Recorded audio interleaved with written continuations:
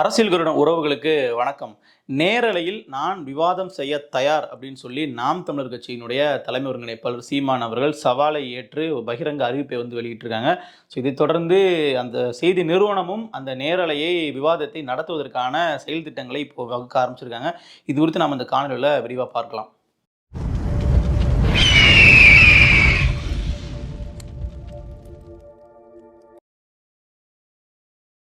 சமீப காலமாகவே நாம் தமிழர் கட்சியினுடைய தலைமை ஒருங்கிணைப்பாளர் சீமான் அவர்கள் மீதான தொடர் விமர்சனங்கள் எதிர்த்தரப்பிலிருந்து வைக்கப்பட்டு கொண்டே இருந்தது. இதற்கு நாம் தமிழர் கட்சியினர் தான் இது வரைக்கும் பதிலடி கொடுத்துட்டு இருந்தாங்க. குறிப்பாக சமீபத்தில் சீமான் அவர்களுடைய ஈழ பயணம் குறித்து பல்வேறு பேட்டிகள் ஊடகங்களில் வெளியாகிருக்கும். அதாவது முதல்ல எடுத்துக்கிட்டோம் அப்படின்னா, பிரபாகரன் அவர்களினுடைய அண்ணன் மகன் கார்த்திக் மனோகரன் அவர்கள் ஒரு தனியார் தொலைக்காட்சிக்கு பேட்டி கொடுக்குறாங்க. அந்த பேட்டியில் நாம் தமிழர் குறித்து பல்வேறு விஷயங்களை அவர்கள் பகிர்ந்து கொள்கிறாரு.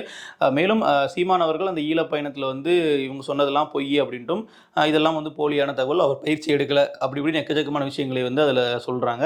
மேலும் தலைவர் பிரபாகரன் அவர்களுக்கும் சீமான் அவர்களுக்கும் ஒரு நெருக்கமான உறவு கிடையாது அப்படிங்கிறது அவரினுடைய ஒரு வாதமாக இருந்துச்சு. இப்போ அதை தொடர்ந்து நாம் தமிழர் கட்சியினர் பலரும் கார்த்திக் மனோகரன் யார் அப்படின்னு சொல்லி அந்த விஷயங்கள்லாம் எடுத்து போட்டு அவர் கிட்டத்தட்ட விடுதலை புலிகளுக்கு எதிராக என்னென்ன விஷயங்கள்லாம் செய்திருக்காங்க, அவர் விடுதலை புலிகள் கூட நெருக்கமாகவே இல்லை அப்படிங்கிற மாதிரியான விஷயங்கள்லாம் தெரிய போய் அந்த விஷயம் கிட்டத்தட்ட பேசுபொருள்லேருந்து வெளியே போனதுக்கு உடனேவே எல்லாரும் திரைப்படத்தினுடைய ஒளிப்பதிவாளர் சந்தோஷ் அவர்கள் அதே செய்தி நிறுவனத்திற்கு ஒரு பேட்டி ஒன்று கொடுக்குறாரு. அதில் கிட்டத்தட்ட கார்த்திக் மனோகரன் அவர்கள் சொன்ன விஷயங்களுக்கு பல விஷயங்கள் முரணாக பேசியிருந்தாலும், அவர்களுக்குள்ளேயே ஒரு முரண் இருந்தாலும், சீமான் அவர்கள் மீது பல விமர்சனங்களை அவர் முன் வச்சிருந்தார். குறிப்பாக சீமான் அவர்கள் ஆமைக்கறி சாப்பிட்டது பொய் அப்படின்னும், அவர் பயிற்சி பெற்றது பொய் அப்படின்னும், ஆனால் சந்தித்தது உண்மை அப்படிங்கிறத வெளிப்படையாக சொல்லிட்டாங்க. சந்தித்ததற்கான எங்ககிட்ட வீடியோ ஆதாரங்களே இருக்குது அப்படிங்கிறதே சொல்லிட்டார். ஸோ இதன் மூலமாக கிட்டத்தட்ட அந்த கார்த்திக் மனோகர் வைத்த அந்த புகைப்படம் போலியானது அப்படிங்கிற விஷயத்துக்கு ஒரு முற்றுப்புள்ளி வச்சிட்டாங்க அப்படின்னு தான் சொல்லணும். ஏன்னா அந்த புகைப்படம் உண்மையானது அப்படிங்கிறத ஃபாரன்சிக் லேப் டெஸ்ட் மூலமாகவும் உறுதிப்படுத்திட்டாங்க. அதையும் தாண்டி சந்தோஷ் அவர்கள் பேட்டி கொடுக்கும் பொழுதே கிட்டத்தட்ட நேரடியாக சந்தித்தது உண்மை, அதற்கான வீடியோ ஆதாரங்கள் எங்ககிட்ட இருக்குது அப்படின்னு சொன்னது மூலமாக அந்த வாதமும் கிட்டத்தட்ட ஒன்றும் இல்லாமல் ஆயிடுச்சு. அந்த புகைப்படம் உண்மை அப்படிங்கிறது நிரூபணம் ஆயிடுச்சு. இப்போ அந்த புகைப்படம் உண்மை அப்படிங்கிறத தாண்டி இவர் சொன்ன விஷயம் என்ன அப்படின்னு பார்த்தீங்கன்னா, அவர் வீடியோ ஆதாரங்கள் இருக்குது, நேரில் வந்ததெல்லாம் உண்மை, ஆனால் அங்கே விருந்தோம்பல் செய்ததுன்னு சொல்லி அவர்கள் சொன்னது, இந்த ஆமைக்கறி கொடுத்தது, இதெல்லாம் பொய், அங்கே ஒரு போர் சூழல் இருந்துச்சு, அந்த மாதிரிலாம் சாப்பிட்றதுக்கான வசதி வாய்ப்புகள்லாம் செய்து கொடுக்கவில்லை அப்படிங்கிற மாதிரி இவரினுடைய ஒரு கருத்தாக்கம் அந்த பேட்டியில் தெரிய வந்தது. ஸோ மேலும் அவர் சொன்ன விஷயம் என்ன அப்படின்னா, இதையெல்லாம் சீமான் அவர்கள் மறுக்கிறார் என்றால் என்னோடு நேரடியாக விவாதம் செய்ய தயார் அப்படின்னு சொல்லி ஒரு அறிவிப்பையும் இவர் விடுறாரு, ஒரு சவாலை விடுறாருன்னு சொல்லலாம். ஸோ எப்போவுமே இது மாதிரியான ஒரு பெரிய அரசியல் தலைவர்கள் குறித்து ஒரு சவால்கள் விடும் பொழுது பெரும்பாலும் அவர்கள் கடந்து போயிடுவாங்க. ஆனால் இந்த விஷயத்தை சீமான் அவர்கள் சும்மா விட போகிறது இல்லை அப்படிங்கிறது தெரிய வந்திருக்கு. காரணம் என்ன அப்படின்னா, நியூஸ் 18 தொலைக்காட்சியில் அந்த தனியார் தொலைக்காட்சியில் சீமான் அவர்கள் நான் விவாதத்திற்கு வருகிறேன், நீங்கள் ஒருங்கிணைங்க அப்படின்னு சொல்லியிருக்காங்க. ஸோ இதனால் அந்த செய்தி நிறுவனம் ஒரு அஃபீஷியலாக ஒரு அனௌன்ஸ்மெண்ட் கொடுத்துருக்காங்க. சந்தோஷ் அவர்களுக்கும் சீமான் அவர்களுக்கும் இடையே ஒரு ஜனநாயகபூர்வமான ஒரு ஆரோக்கியமான ஒரு விவாதம் நடைபெற இருக்கிறது, அதை நாங்கள் ஒருங்கிணைக்க போகிறோம் அப்படின்னு சொல்லி ஒரு விவாதத்தையும் அவர்கள் அறிவிச்சிருக்கிறாங்க. ஸோ அதற்கான தேதி அந்த நேரமெல்லாம் பின்னர் அறிவிக்கப்படும். ஆனால் இந்த விவாதம் நடப்பது அப்படிங்கிறது கிட்டத்தட்ட சீமானவர்கள் தரப்பிலிருந்து உறுதி செய்யப்பட்டிருக்கு அப்படிங்கிறதான் இப்போ நம்ம பார்க்க வேண்டிய செய்தி. இது நிச்சயமாக ஒரு மிகப்பெரிய அளவிலான ஒரு துணிச்சலான முடிவு அப்படின்னு தான் நம்ம சொல்லணும். காரணம் என்ன அப்படின்னு பார்த்தீங்கன்னா, எதிர்த்தரப்பில் விமர்சனம் வைக்கக்கூடிய நபர் சீமான் அளவிற்கு ஒரு பெரிய புகழ் கொண்ட நபரா அப்படின்னா நிச்சயமாக கிடையாது. சீமான் அளவிற்கு தமிழக அரசியலில் ஒரு முக்கியமான நபரா அப்படின்னு கேட்டால் அதுவும் கிடையாது. இருந்தாலும் அவரினுடைய அந்த ஒரு கருத்தையும் சவாலையும் ஏற்று சீமான் அவர்கள் அவருக்கு கூட விவாதம் பண்ணுறதுக்கு ஒத்துக்கொண்டிருக்கிறதே பார்த்தீங்கன்னா ஒரு பெருந்தன்மை தான் காட்டுது. மாறாக இந்த விமர்சனங்களுக்கும் ஒரு முற்றுப்புள்ளி வச்சிடலாம் அப்படிங்கிற அந்த இடத்துல கூட சீமான் அவர்கள் இந்த முடிவை எடுத்துருக்கலாம். காரணம், இந்த விமர்சனங்கள் எல்லாமே ஒரு தனி மனித ரீதியான விமர்சனமாக தான் இருக்குது, அரசியல் ரீதியாக எந்த ஒரு தாக்கத்தையும் ஏற்படுத்தாது அப்படின்னு இருந்தாலும் தொடர்ச்சியாக ஒரு தரப்பினர் விமர்சனத்தை வச்சுக்கிட்டே இருக்காங்க. சரி, இதுக்கு மேலே அவர்களுக்கு இடம் கொடுக்க வேண்டாம், இந்த ஒரே பேட்டியில் முடிச்சிடலாம் அப்படிங்கிற அடிப்படையில் சீமான் அவர்கள் இந்த முடிவு எடுத்திருக்காங்க அப்படிங்கிறத நம்ம பார்க்க முடியுது. இதில் இன்னொரு விஷயம் என்ன அப்படின்னா, சந்தோஷ் அவர்கள் இந்த விஷயத்தை எதிர்பார்த்திருப்பாரா அப்படிங்கிறதே தெரியல. நம்ம சும்மா வந்து சவாலுக்கு கூப்பிடுவோம், அவங்க என்ன வரவா போகிறாங்க அப்படிங்கிற தோணியில் அவர் கேட்டார் இல்லையான்னு தெரியல. சீமான் அவர்கள் நான் வரேன், நீங்கள் வாங்க பார்த்துக்கலாம் அப்படின்ற மாதிரி சொல்லிட்டாங்க. ஏன்னா நாம் தமிழர் கட்சி தான் வந்து பார்த்தீங்கன்னா பிறரை வந்து சவாலுக்கு கூப்பிட்டு அவர்களை வந்து நேரடியாக விவாதிக்க வாங்கன்னு சொல்லி கூப்பிடுவாங்க. அது குறிப்பாக ஸ்டாலின் அவர்கள்லேருந்து, உதயநிதியிலேருந்து, மோடி அவர்கள்லேருந்து அனைத்து நபர்களுமே பாஜக, திமுகன்னு பாரபட்சம் இல்லாமல் அனைத்து நபர்களையுமே ஒரு மக்கள் பிரச்சனையில் இந்த பிரச்சனையில் நாங்கள் சொல்கிறது சரி, நீங்கள் எங்களோட விவாதிக்க வாங்க அப்படிங்கிற கருத்து தான் சீமான் அவர்கள் எடுத்திருப்பாங்க. குறிப்பாக இந்த பெரியார் விஷயத்தில் கூட பெரியார் அவர்கள் குறித்து சீமான் அவர்கள் பேசின விஷயத்துக்கு நான் எங்களோட நேரடியாக நீங்கள் விவாதிக்க வாங்க, பெரியார் அவர்கள் கருத்தை திமுக வந்து பின்பற்றுகிறதா, பெரியார் அவர்களுடைய கருத்தை இப்போ திமுக வந்து ஆதரிக்கிறதா அப்படிங்கிறத நான் பேசுகிறேன். பெரியார் அவர்கள் என்னென்னு சொல்லியிருக்காங்க அப்படிங்கிறது நான் உங்களுக்கு ஆதாரத்தோடு எடுத்து காட்டுறேன், என்கிட்ட நீங்கள் வந்து நேரலையில் வந்து விவாதிக்க தயாராங்கிற மாதிரி சீமான் அவர்கள் பல தலைவர்களுக்கு, பல அமைப்புகளுக்கு நேரடியாக அந்த மாதிரியான விவாதங்களுக்கு அழைப்புகள்லாம் விடுத்திருக்காங்க. ஆனால் அவர்கள் ஒருபோதும் வந்து வந்தது கிடையாது துணிச்சலாக. ஆனால் சீமான் அவர்கள் வந்து பார்த்தீங்க அப்படின்னா, இப்போ நான் வரேன், நான் தனியாக வரேன், வாங்க விவாதிக்கலாம் அப்படிங்கிற மாதிரி சொல்லி அந்த சவாலை வந்து ஏற்றிருக்காங்க. இப்போ இந்த பேட்டி நிச்சயமாக ஒளிபரப்பப்படும் பொழுது மிகப்பெரிய அளவில் இணையதளம், ஊடகம் அனைத்தையும் அதிர வைக்கும் அப்படிங்கிறதுல மாற்றுக்கிறது இல்லை. ஏன்னா நேரடியாக ஒரு அரசியல் தலைவர் வந்து தன் மீது வைக்கப்பட்ட விமர்சனத்திற்கு வந்து பதில் சொல்லக்கூடியது அப்படிங்கிறது ஒரு மிக மிக ஒரு முக்கியமான விஷயம். அதுலேயும் ஒரு சாலிடான ப்ரூஃப் இல்லாமல் நான் பேசுவது உண்மை அப்படின்னு சீமான் அவர்கள் அவருக்கு ஒரு ஆதாரத்தோடு கொண்டு வரும்போது மட்டும்தான் நிச்சயமாக அவர் வந்து விவாதத்துக்கே ஒத்துக்கொண்டிருப்பாங்க. அப்போ இதுலேருந்தே தெரிய வருது சீமான் அவர்கள் அவருடைய நிலைப்பாட்டில் எந்த அளவுக்கு உறுதியாக இருக்காங்க.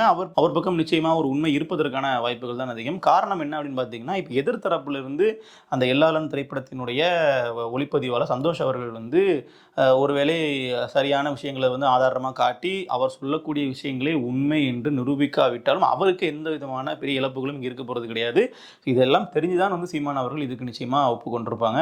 ஸோ அதனால் நம்ம அந்த விவாதம் வந்து பலரையுடைய எதிர்பார்ப்பையும் அதிகப்படுத்தியிருக்கு அப்படின்னே சொல்லலாம். ஸோ அதில் என்ன விஷயம் நடக்க போகுது அப்படிங்கிறத நம்ம பொறுத்திருந்து பார்க்கணும். இப்போ அதையும் தாண்டி வந்து சீமான் அவர்களுக்கு சாதகமான சூழல் சமீப காலமாகவே அரசியல் களத்தில் தொடர்ச்சியாக வந்து அவருக்கு அமைஞ்சிக்கிட்டே வருது அப்படின்னு நம்ம சொல்ல முடியும். அதற்கான ஒரு காரணங்களை தான் இப்போ இது மாதிரியான விவாதங்களும் வந்து நடைபெறுது.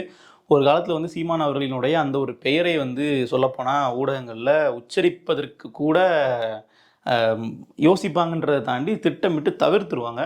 ஆனால் இப்போது வந்து சீமான் அவர்களை மையப்படுத்தி தமிழக அரசியல் நகருது அப்படிங்கிறத பார்க்கும் பொழுது நிச்சயமாக சீமான் அவர்கள் சொன்ன விஷயம் வந்து இப்போ உண்மையாக இருக்குன்னு நம்ம எடுத்துக்கணும். காரணம் என்ன அப்படின்னா, 2016, 19 தேர்தல்களில் நாங்கள் இப்போ வர்றோம், எங்களை நீங்கள் வந்து மறைச்சி நீங்கள் வந்து மற்ற கட்சிகள் திமுக, அதிமுக, பாஜகன்னு பல கட்சிகள் பேரை போட்டு எங்களை மற்றவே நீங்கள் போட முடியும். ஒரு காலத்தில் நாங்கள் தான் இங்கே வந்து பெரிய கட்சியாக இருப்போம், எங்களுக்கும் உங்களுக்கு தான் போட்டி நடக்கும் பாருங்கள் அப்படிங்கிற மாதிரி கிட்டத்தட்ட ஒரு 10 ஆண்டுகளுக்கு முன்னாடியே சூளுரை எடுத்தவர் தான் சீமான் அவர்கள். இன்றைக்கு அது கிட்டத்தட்ட உண்மையாயிருக்கு நம்ம அப்படின்னா நம்ம வந்து சொல்ல முடியும். காரணம் வந்து என்ன அப்படின்னா, இப்போ இன்றைக்கு நாம் தமிழர் கட்சி வைத்து தான் நீங்கள் வந்து பல கட்சிகள் வந்து அரசியல் பண்ணுறாங்க. சீமான் அவர்கள் பேசியது சரியா தவறா, சீமான் அவர்கள் இப்படி செய்திருக்கலாமா, இப்படிங்கிற மாதிரி தான் விவாதங்களே வந்து போகுது. அப்படிங்கும்போது அப்போ சீமான் அவர்கள் அன்றைக்கு கணித்த விஷயம் இன்றைக்கு உறுதியாயிருக்கு, உண்மையாயிருக்கு அப்படிங்கிறத நம்மளால் பார்க்க முடியுது. மேலும் வந்து பார்த்திங்கன்னா இன்னொரு விஷயம் நாம் தமிழர் கட்சின்னு சொல்கிறது, எங்கள் மீது உங்களால் தனி மனித அவதூறுகளை மட்டுமே அள்ளி வீச முடியுமே தவிர எங்கள் மீது நீங்கள் வந்து நாங்கள் இப்படி ஒரு தவறு பண்ணிட்டோம், நாங்கள் இப்படி மக்களை வந்து ஏமாற்றிட்டோம், எங்களுடைய நிலைப்பாட்டில் நாங்கள் சமரசம் பண்ணிட்டோம் அப்படின்னு நீங்கள் எந்த நேரத்துலையுமே சொல்ல முடியாது அப்படிங்கிற சொல்லியிருப்பாங்க. இப்போ கிட்டத்தட்ட வந்து பார்க்கும்பொழுது கட்சி ஆரம்பித்து 15 ஆண்டுகளே கடந்த பொழுதும் அந்த நிலைப்பாட்டில் நாம் தமிழர் கட்சியானது உறுதியாக தான் இருக்கிறாங்க. ஸோ இப்படியாக இது மக்கள் மத்தியில் பெருமளவு நாம் தமிழர் கட்சிக்கான ஒரு ஆதரவு தளத்தை தான் உருவாக்கியிருக்கு அப்படின்னு தான் சொல்ல முடியும்.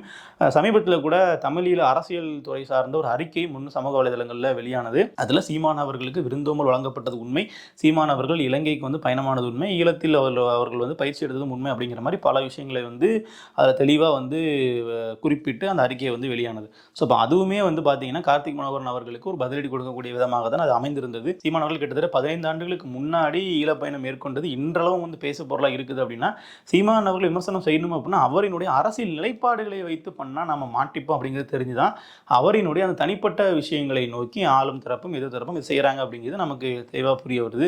ஸோ இதையெல்லாம் வந்து ஒரு பொதுமக்களாக வெளியிருந்து பார்க்கக்கூடியவங்களுக்கு என்ன தோணும் அப்படின்னு பார்த்தீங்கன்னா, அவர் வந்து பேசக்கூடிய விஷயங்களை நீங்கள் வந்து அரசியல் படுத்துங்க, அவர் வைக்கக்கூடிய கருத்துக்களுக்கு வந்து பதிலடி கொடுங்க, அதை விட்டு அவர் வந்து எங்கே போனார் என்ன பண்ணார் அப்படிங்கிறத நீங்கள் பேசுகிறதுனால மக்களுக்கு என்ன பயன் அப்படிங்கிறதையும் ஒரு கேள்வியாக இருக்குது.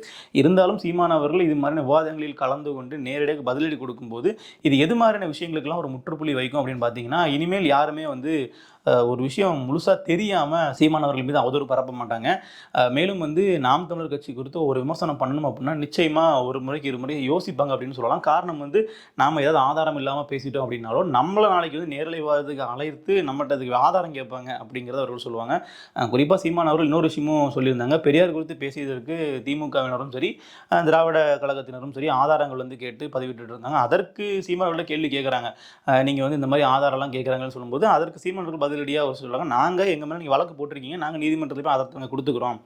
நீங்கள் வந்து இந்த புகைப்படம் வந்து போலின்னு சொல்கிறீங்க, இந்த புகைப்படம் நான் தலைவரோடு இருந்த புகைப்படம் வந்து எடிட் செய்யப்பட்டதுன்னு சொல்கிறீங்களே, இப்போ அந்த எடிட் செய்யப்பட்டது அப்படின்னா அதற்கு நீங்கள் உங்களுடைய ஆதாரத்தை காட்டுங்க.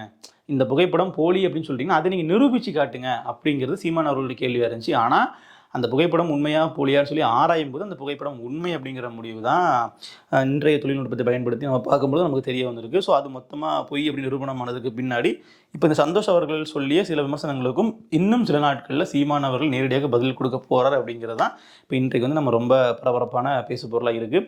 பொறுத்திருந்து பார்க்கலாம் அந்த விவாத நிகழ்ச்சியில் நாம் தமிழர் கட்சியினுடைய தலைமை ஒருங்கிணைப்பாளர் சீமான் அவர்கள் என்ன மாதிரியான கருத்துக்கள் எல்லாம் முன்வைக்கிறாங்கன்னு சொல்லிட்டு. இது மாதிரியான அரசியல் குறித்த காணொலிகள் பார்ப்பதற்கு அரசியல் காருடன் சேனல் சப்ஸ்கிரைப் செய்யுங்கள். மேலும் மற்றொரு தகவலோடு உங்களை சந்திக்கும் வரை நன்றி.